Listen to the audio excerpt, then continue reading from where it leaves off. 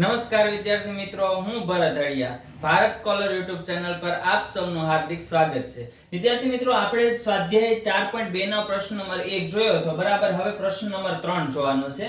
પ્રશ્ન નંબર 3 માં એવું કીધું કે એવી બે સંખ્યા શોધો કે જેમનો સરવાળો 27 અને ગુણાકાર 182 થાય, બરાબર. તો હવે જો ધ્યાન આપો, આપણે આ કોટ પ્રશ્ન છે, આમના ઉપરથી આપણે સમીકરણ બનાવવાનું છે. સમીકરણ બન્યા પછી આપણે એનો શું શોધવાનો છે? ઉકેલ શોધવાનો છે, બરાબર.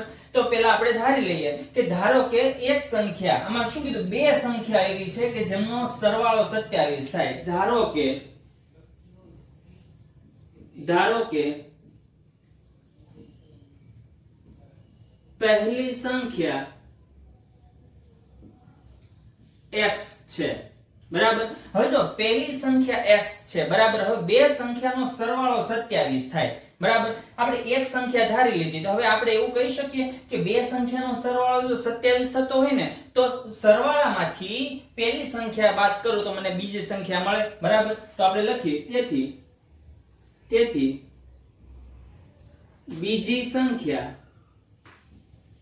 સંખ્યા શું થશે? તો કે 27 માંથી પહેલી સંખ્યા કઈ છે? તો કે x. એને શું કરવાનું? બાદ કરો, બરાબર. તો શું થાય? 27 - x થાય, બરાબર. ચલો, આ તો આપણું મેન જે આપણે જે અઘરું ને આપણે જે સમજવા જેવું છે ને, એ આ જ છે, બરાબર. આ આવડી જાય, હવે તો આપણે ખ્યાલ આવડી જાય, બરાબર.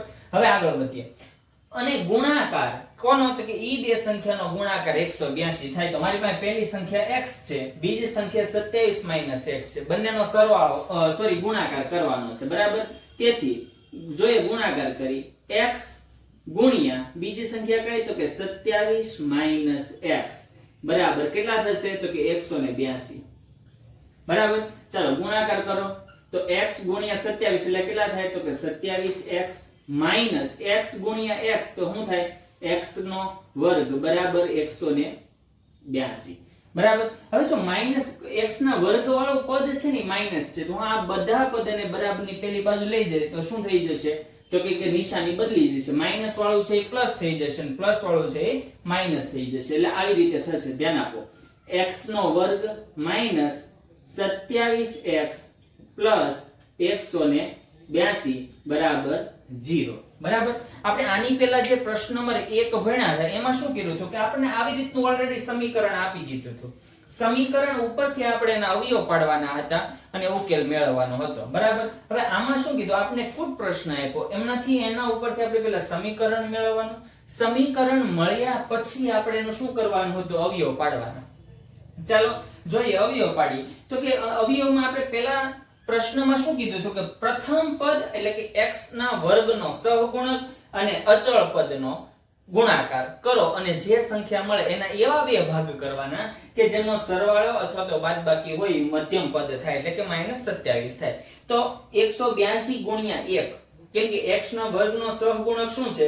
તો કે કંઈ નથી તો 1 તો હોય જ, બરાબર. એ કંઈ ના હોય ત્યારે શું હોય? 1 હોય, બરાબર. તો 182 ગુણ્યા 1 કરો તો 182 આવવાનો. 182 નો એવા બે અવયવ કરો તો 27 જવાબ આવો જોઈએ, બરાબર. તો મને ખ્યાલ છે, તો એનો અવયવ શું બને? તો કે 13 અને 14. 13 ગુણ્યા 14 કરો તો 182 થાય, બરાબર. 13 પ્લસ 14 કરો તો કેટલા થાય? 27 પણ થાય. તો ચાલો ચેક કરીએ. તેથી x નો વર્ગ, હવે જો બંને સરવાળો કરીએ, બરાબર, તો અહીં આપણે માઈનસ લાવવાનું છે. માઈનસ ક્યારે આવે? આપણે કરવાનો છે સરવાળો, બરાબર. 14 પ્લસ 13 એટલે 27 થશે. બંનેનો સરવાળો કરો. સરવાળો કરો ને તો બંનેની જો સરખી નિશાની હોય, કાં તો માઈનસ માઈનસ કાં તો પ્લસ પ્લસ. તો પ્લસ પ્લસ હશે ને તો નિશાની પ્લસ આવશે, એટલે ઈ નહીં ચાલે. આપણે બંનેને શું લેવા પડશે? માઈનસ માઈનસ લેવા પડશે. ધ્યાન આપજો. તો શું થશે ખબર? -13x માઈનસ 14x પ્લસ 182 બરાબર 0. હવે શું કરવાની? બે ની પેર બનાવવાની, બરાબર. હવે એમાંથી સામાન્ય શું નીકળે? પહેલામાંથી તો પહેલામાંથી x નીકળે, તો વચ્ચે શું? x - 13 માઈનસ બીજામાંથી શું નીકળશે? તો કે 14 નીકળે તો અંદર શું રહેશે? x - 13 બરાબર 0, બરાબર.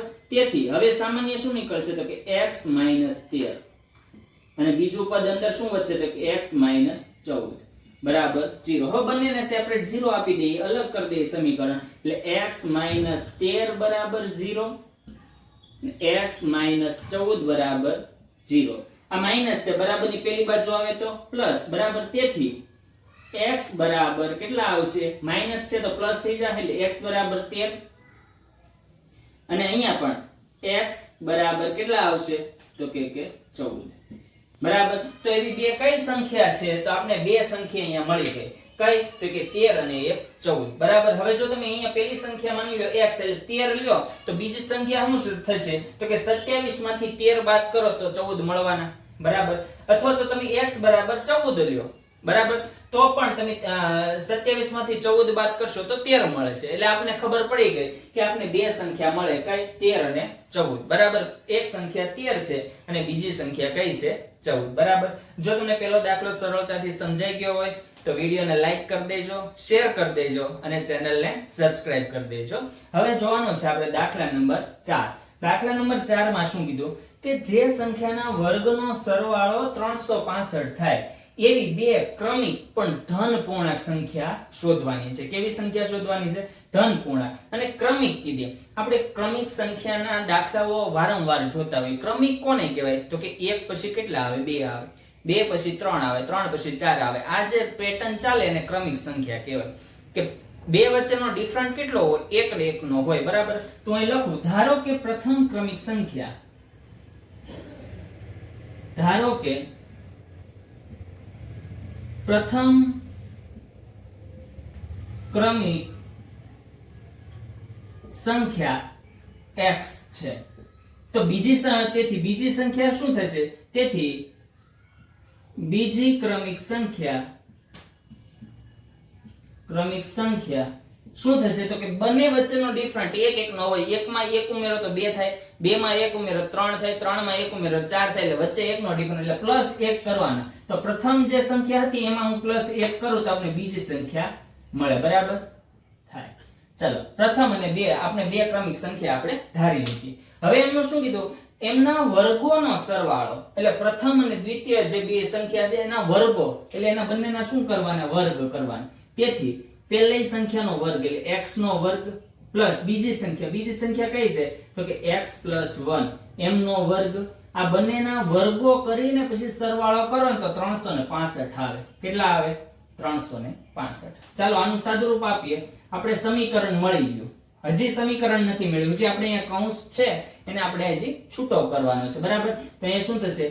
x નો વર્ગ પ્લસ, હવે જો એક નિત્ય સમ છે, a + b આખાના વર્ગ બરાબર શું થાય? a નો વર્ગ પ્લસ 2ab પ્લસ b નો વર્ગ. આવું થાય. બરાબર. તો જો ધ્યાન આપજો, પહેલાનો વર્ગ એટલે x નો વર્ગ પ્લસ શું થશે? બીજાનો વર્ગ અથવા તો 3 3 નો ગુણાકાર. જો x * 1 એનો ગુણાકાર 2 એટલે કેટલા થશે? x * એટલે x થશે, એને ગુણ્યા 2 એટલે 2x થાય. પ્લસ 1 નો વર્ગ એટલે 1 જ થાય. બરાબર. બરાબર 365. બરાબર. હવે 365 પ્લસ છે, બરાબરની પેલી બાજુ જાય તો શું થશે? માઈનસ x નો વર્ગ એટલે 1 ને 1 કેટલા થાય? એટલે 2 x નો વર્ગ પ્લસ 2x. આ પ્લસ હતું, પેલી બાજુ ગયું તો માઈનસ 365 બરાબર 0.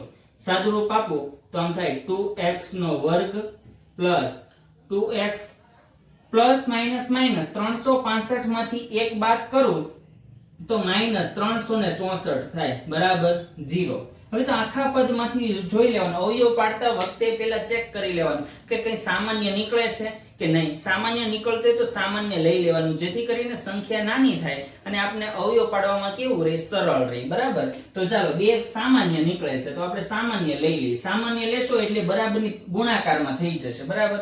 એને બરાબરની પેલી બાજુ આવો એટલે 0 સાથે ગુણાકાર થાય, 0 નો 0 થઈ જવાનું. એટલે હું ડાયરેક્ટ જ લખી કે આ x નો વર્ગ પ્લસ x માઈનસ 364 ના બે વડે ભાગી નાખો એટલે કેટલા આવશે?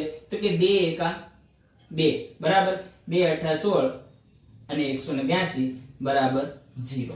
હવે જો 182 અહીંયા પણ હતા, 182 અહીંયા પણ હતા, એટલે આપને અવયવ ખ્યાલ છે. શું આવે 182 નો અવયવ? તો કે 13 અને 14. બરાબર. 14 માંથી 13 બાદ કરો તો 1 વધે કે ન વધે? તો આ તો આપણે શેનો અવયવ થઈ ગયો? ચલો, x નો વર્ગ plus 14x minus 13x minus 182 બરાબર 0. હવે જો બે ની શું બનાવવાની છે? જોડ બનાવવાની. બે ની જોડ બનાવ્યા પછી શું કરવાનું? તો સામાન્ય લેવાના. પેલામાંથી સામાન્ય શું નીકળે? x, તો વચ્ચે શું? x + 14. બીજામાંથી શું નીકળશે? તો કે -13. તો અંદર શું વધશે? તો કે x + 14 બરાબર 0. હવે આ બે પદમાંથી સામાન્ય શું નીકળે? તો કે x + 14 સામાન્ય નીકળે તો વધે શું? તો કે x - 13 બરાબર 0 બરાબર. તેથી બંનેને સેપરેટ આપી દઈએ એટલે x + 14 બરાબર 0 અને x - 13 બરાબર 0. આ 14 પ્લસ છે બરાબર ની પેલી બાજુ જાય તો માઈનસ થાય બરાબર. તેથી x બરાબર -14 અને આ 13 માઈનસ છે બરાબર ની પેલી બાજુ જાય તો +13 થઈ જાય બરાબર.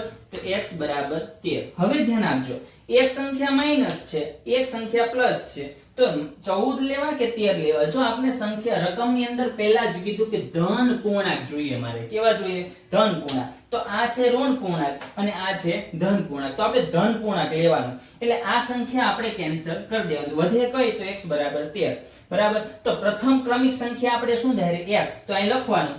તેથી પ્રથમ ક્રમિક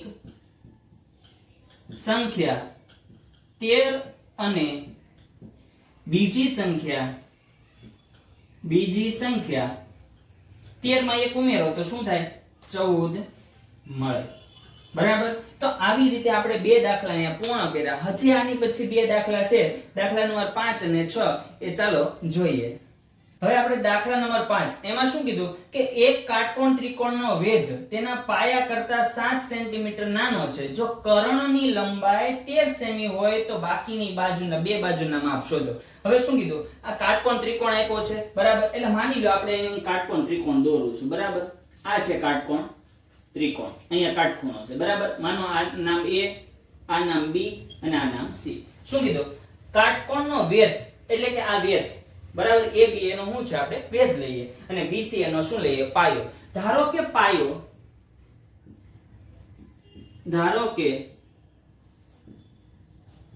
પાયો કેટલો છે? 1 સેન્ટીમીટર છે બરાબર.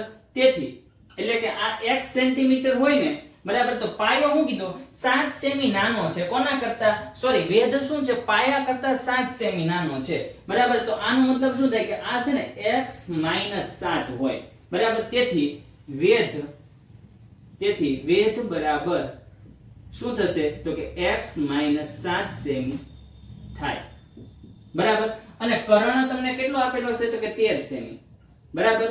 આપણે આ બધા માપ શોધવા માટે આપણે પાયથાગોરસનો પ્રમેય આપણને આવડતો હોવો જોઈએ. એ આપણે પહેલેથી ભણતા આવીએ છીએ, ધોરણ 8 માંથી ભણીએ છીએ. ધોરણ 8 ની અંદર વર્ગ અને વર્ગમૂળ શોધવા માટે, ત્રિપુટી શોધવા માટે બરાબર, એમાં આપણે પાયથાગોરસના પ્રમેયનો ઉપયોગ કર્યો. 8મા માં કર્યો, 9મા માં કર્યો, હવે આપણે 10મા માં જોઈએ છીએ બરાબર. શું કહે છે કે કર્ણનો વર્ગ એ બાકીની બે બાજુના વર્ગના સરવાળા બરાબર થાય. બાકીની બે બાજુ કઈ? તો કે AB નો વર્ગ પ્લસ BC નો વર્ગ. આ બંનેના વર્ગના સરવાળા બરાબર થાય. આના ઉપરથી આપણે આ દાખલાનું સાદુરૂપ આપવાનું છે. ચાલો જોઈએ. AC બરાબર કેટલા આપ્યા? તો કે 13 સેમી. એનો શું કરવાનો? વર્ગ. AB બરાબર તો કે x - 7 આખાનો વર્ગ પ્લસ BC બરાબર તો કે x નો વર્ગ બરાબર. 13 નો વર્ગ કેટલો થાય? તો કે 169. તેથી હવે આનો સાદુરૂપ જોઈએ તો જો આ આપણે વારંવાર નિત્યસમ આપણને આવડતા હોય, a + b આખાનો વર્ગ, a - b આખાનો વર્ગ બરાબર. તો અહીંયા જોઈએ a - b આખાનો વર્ગ. આવું સૂત્ર છે એટલે આને શું થાય? પહેલાનો વર્ગ. એટલે પહેલાનો વર્ગ એટલે x નો વર્ગ માઈનસ ની નિશાની. પછી શું કરવાનું ખબર? x * 7 * 2 આ ત્રણેયનો ગુણાકાર એટલે 7 દુ 14, 14 * x એટલે કેટલા થાય? 14x થાય બરાબર. પ્લસ ની નિશાની.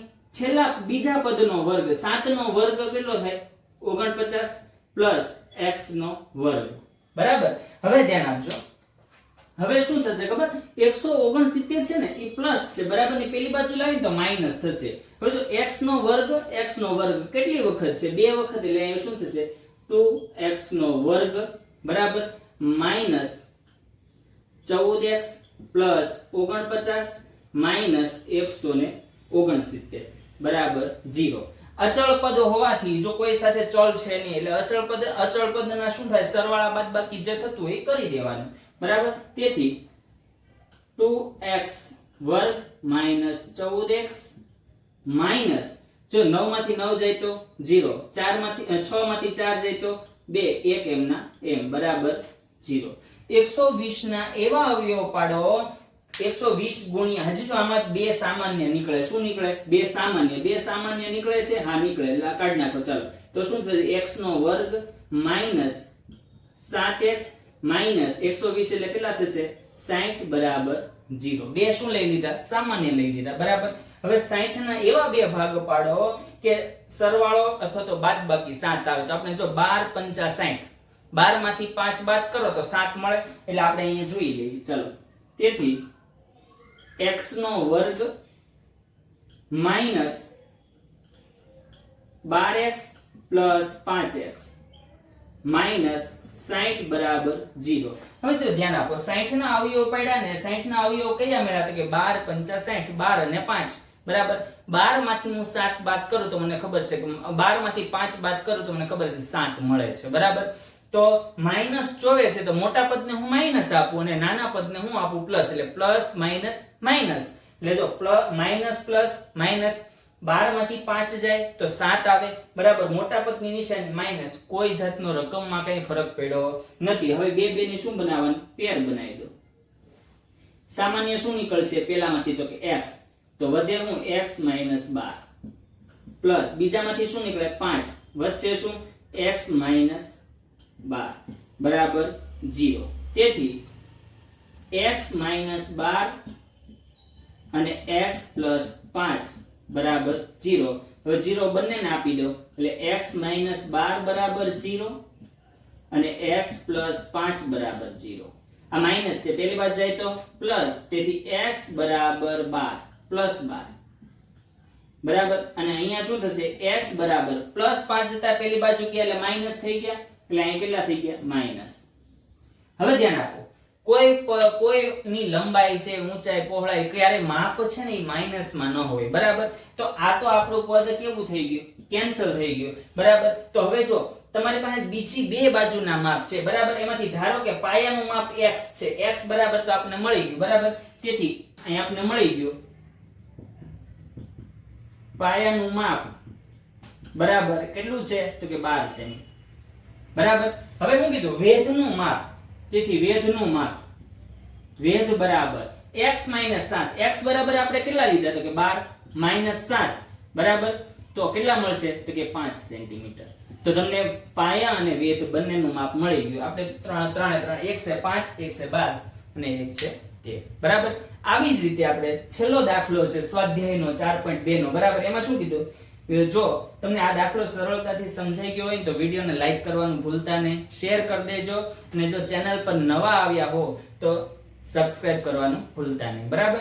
ચાલો હવે દાખલા નંબર 6 જોઈએ. શું કહે છે કે એક કુટીર ઉદ્યોગ એક દિવસમાં કેટલીક માટીની વસ્તુઓ બનાવે છે બરાબર. એક કુટીર ઉદ્યોગ છે કેટલીક માટીઓની વસ્તુ બનાવે છે.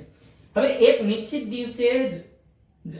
દિવસે જણાયું કે પ્રત્યેક વસ્તુની ઉત્પાદનની કિંમત કે એવું જાણવા મળ્યું કે દિવસ દરમિયાન જેટલી વસ્તુ બને છે એમની કિંમત તે દિવસના ઉત્પાદનના વસ્તુના બમણા કરતા 3 વધુ છે. માની લો કે આજે 2 વસ્તુ બની હોય ને તો એના ઉત્પાદન એટલે 2 ને ગુણ્યા 2 કરવાનું. 2 ગુણ્યા 2 એટલે બમણું એટલે 2 ગુણ્યા 2 એટલે 2 દુ 4 થાય. એમાં 3 ઉમેરો તો એટલે એની શું થાય? કિંમત થાય બરાબર. તો હું અહીં લખું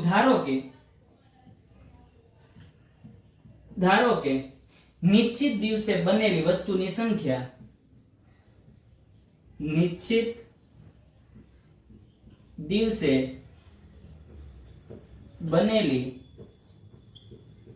વસ્તુની સંખ્યા x રૂપિયા છે. સોરી સંખ્યા કીધું બરાબર. સંખ્યા x છે બરાબર. હવે જો x સંખ્યા છે તો એની કિંમત કેટલી થાય? તેથી વસ્તુની કિંમત તેથી વસ્તુ એટલે ઈ દિવસનો કુલ ખર્ચ તેથી તે દિવસ ઉત્પાદન ખર્ચ ધ્યાન આપજો. તેથી ઉત્પાદન ખર્ચ શું કીધું વસ્તુ જે બેની ઈ સંખ્યાના બમણા એટલે શું થાય 2x થાય એના કરતા 3 વધુ હતી 3 વધુ એટલે 3 શું કરી દેવાના પ્લસ બરાબર ખર્ચ થાય આ રૂપિયામાં બરાબર હવે શું કીધું હવે આપને ખબર છે આપણે કોઈ પણ વસ્તુ લેવા ગયા હોય તો એનો કુલ ખર્ચ છે ને 90 રૂપિયા છે એનો મતલબ શું કે માનો કે હું 10 વાળા 5 રૂપિયા વાળું પાર્લેજી લઉં છું બરાબર તો એક પાર્લેજી લઉં તો 5 રૂપિયા દેવાના 10 લઉં તો 5 ગુણ્યા 10 કરશો કે નહીં એટલે કે વસ્તુની સંખ્યા ગુણ્યા રૂપિયા કરવાના કે નહીં તો વસ્તુ તમારે અહીંયા જો 90 રૂપિયા છે એનો મતલબ શું થાય વસ્તુની સંખ્યા એને ગુણ્યા રૂપિયા કરો એટલે આમ થાય જો વસ્તુની સંખ્યા એમને ગુણ્યા રૂપિયા ખર્ચ કેટલો છે તો કે 2x 3 આ બંનેને મળીને કેટલા રૂપિયા દીધા તો કે 90 રૂપિયા બરાબર તેથી હવે આમ સાદુરૂપ આવો 2 ગુણ્યા x એટલે x નો શું થઈ જાય છે વર્ગ બરાબર પ્લસ 3 ગુણ્યા x એટલે શું થાય 3x બરાબર 90 પ્લસ છે બરાબર ની પેલી બાજુ જાય તો માઈનસ એટલે આમ થાય 2x નો વર્ગ પ્લસ 3x માઈનસ 90 બરાબર 0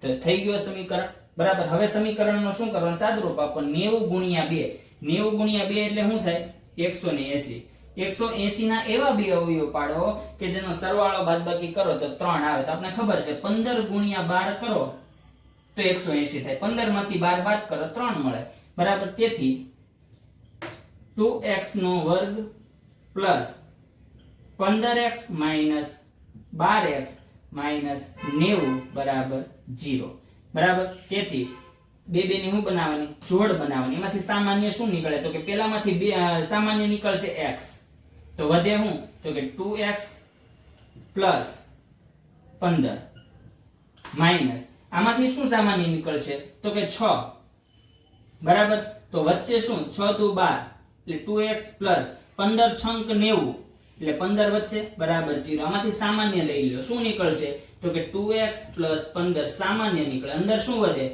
તો કે x 6 બરાબર 0 હવે બધાને સેપરેટ આપી દો એટલે એમ થાય 2x 15 બરાબર 0 અને x 6 બરાબર 0 આ પ્લસ છે પેલી બાજુ જાય તો માઈનસ બરાબર એટલે આમ થશે આની કિંમત શું થશે 2x બરાબર 15 હવે બે ગુણાકાર પેલી બાજુ જાય તો ભાગાકાર તો x બરાબર -15 ના છેદમાં 2 અને અહીંયા -6 બે પેલી બાજુ જાય તો +6 થઈ જાય બરાબર તો x બરાબર 6 હવે ધ્યાન આપો x બરાબર આપણે શું ધારેલું છે તે વસ્તુની સંખ્યા ધારેલી છે બરાબર કોઈ વસ્તુની સંખ્યા માઈનસમાં હોતી નથી એટલે આ પદ આપણે લેવાનું નથી બરાબર આપણે કયું લેવાનું છે x બરાબર 6 જે પ્લસ છે એ લેવાનું છે બરાબર હવે ધ્યાન આપો એટલે આપણે x બરાબર આપણે કેટલા મળ્યા 6 મળ્યા બરાબર તો શું કીધું વસ્તુની સંખ્યા અને કિંમત શોધો બરાબર તેથી હું અહીં લખું છું તેથી વસ્તુની સંખ્યા બરાબર 6 અને વસ્તુની કિંમત બરાબર શું કીધું કિંમત 2 ગણા વસ્તુને આના કરતા 2 ગણા પ્લસ 3 એટલે 6 ના 2 ગણા એટલે 12 12 + 3 એટલે કેટલા થાય તો કે 15 થાય બરાબર 15 રૂપિયા આ તમારો ખર્ચ આવ્યો બરાબર અહીં આપણે સ્વાધ્યાય 4.2 ના આપણે બધા દાખલા અહીંયા પૂર્ણ કરીએ છીએ જો તમને બધા દાખલા સરળતાથી સમજાઈ ગયા હોય તો વિડિયોને લાઈક કરી દેજો શેર કરી દેજો અને ચેનલને સબસ્ક્રાઇબ કરી દેજો ફરી પાછા મળીએ વંદે માતરમ